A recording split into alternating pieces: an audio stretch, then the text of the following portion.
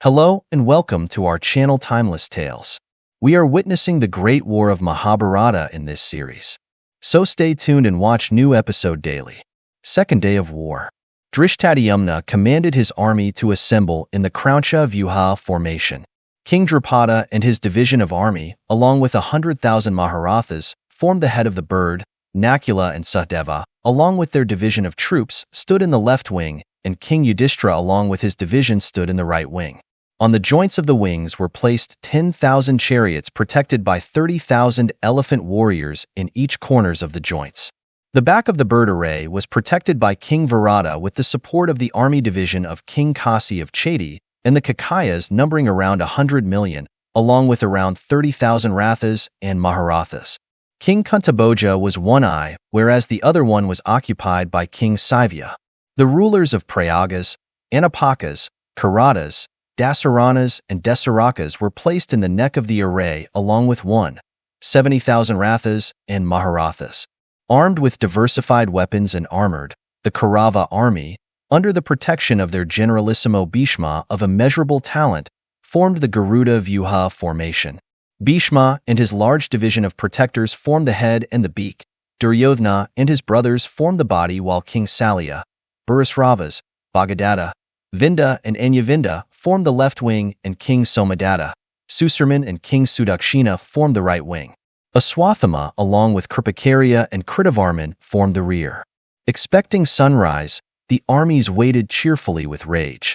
With the sun rising in the east, sharing the first light of the day, Bhishma blew his conch and following him. All the Maharathas and Rathas of both the armies blew their conches filled with desire to fight. With that, both the armies, roaring aloud, advanced against each other filled with intentions of slaying the foe. For the sake of Duryodhana, the immeasurably souled Bhishma began to shower arrows on the troops of the Pandavas and Abhimanyu.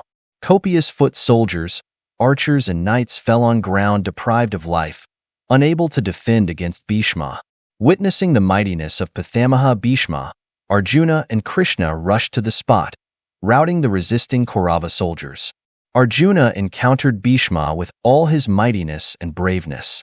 Duel between the world's best archers started and the area was filled with arrows and sound of twangs from both the bows. Both of them pierced each other with multiple shafts.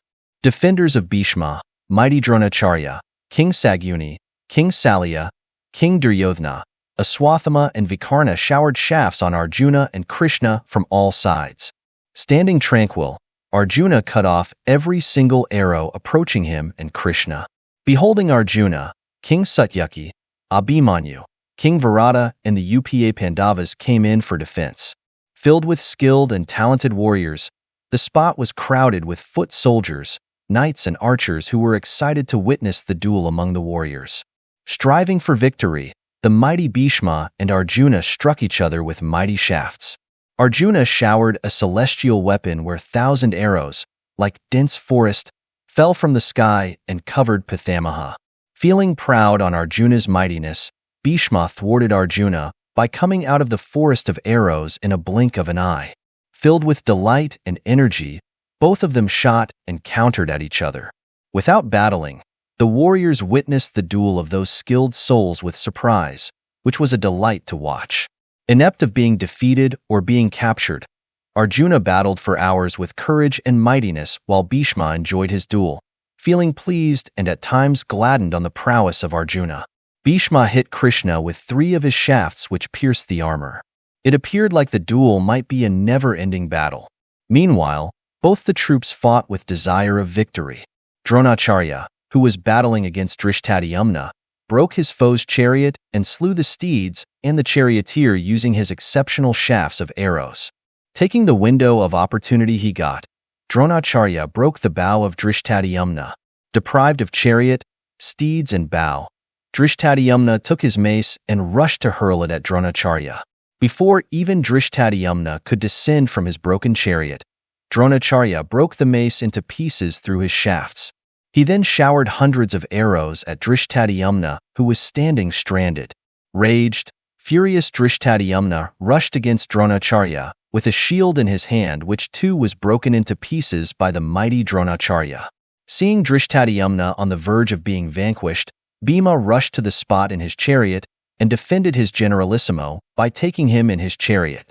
Dronacharya then encountered with King Virata and King Drupada, who came in defense for Bhima. Seeing Bhima, Duryodhana urged the elephant division of the Kalingas to rush against Bhima. Kalinga king Srutayesh, on the command of Duryodhana, rushed against Bhima with 10,000 elephants, 1,000 Rathas and Maharathas and Nishada knights, along with Nishada king Kedamat.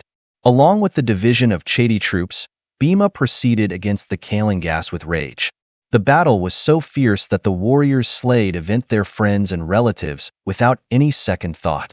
Unable to withstand the prowess and the cheerful Nishadas and the gigantic Kalinga elephants, the Chedis fled in fear.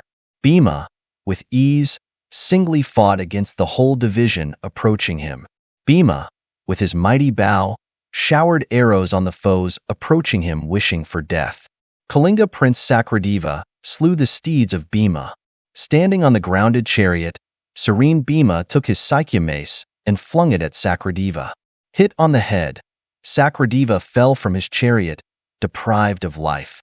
King Srutayesh, Kalinga king and the father of Sakradeva, along with Prince Banamat, the brother of Sakradeva, rushed against Bhima with rage. They covered Bhima with dense showers of arrows. Bhima, taking his bow in hand and endued with mightiness, responded to the arrows approaching him, and as a result, the arrows of the Kalingas fell in pieces. Cheered Bhima then roared aloud, implanting fear in the hearts of the Kalingas and Nishadas. With a sword in his hand, Bhima jumped on the elephant of Banamat in a blink of an eye. Slaying the elephant rider, standing on the top of the elephant, he inserted his sword on the head of the elephant.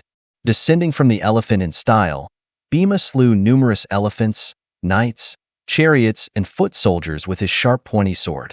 With rage, Bhima rushed against King Srutayesh. Bhima, defending himself from the arrows of the king, mounted on a new chariot that King Asoka brought for him. With his bow in his hand and with pointy iron darts, he slayed King Srutayesh and then Satyadeva and Satya, the foremost generals of Kalinga army, who were also the protectors of the king. Raising his bow and with sharp arrows, he slew Prince Banamat. Beholding their king, princes, and generals dead, the whole of Kalinga warriors rushed against Bhima with rage.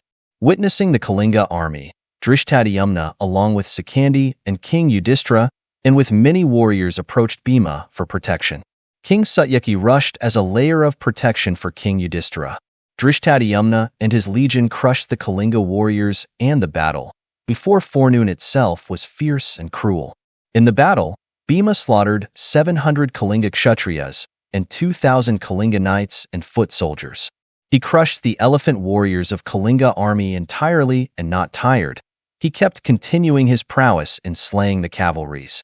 Filled with fear for death, the meager foot soldiers and archers of the Kalinga army ran towards Pithammaha for protection. Bhishma, after seeking permission from Arjuna to cease the duel as he has to leave the spot to defend his soldiers, informed his charioteer to rush towards Bhima. Drishtadyumna, King Satyaki, and Bhima pierced Bhishma with their showers of shafts. With ease, the mighty Bhishma responded to them with his arrow showers. Pithammaha in the battle slew the steeds of Bhima's chariot and broke his bow. Bhima swiftly ascended the chariot of Drishtadyumna and flew away from Pithammaha, while Satyaki engaged with Bhishma in a fight. Satyaki, with all his mightiness, shot pointy arrows which slew the charioteer of Pithammaha, and as a result, the steeds ran in the battlefield out of control. Without an alternate charioteer, Pithammaha was forced to leave the battlefield, controlling his steeds.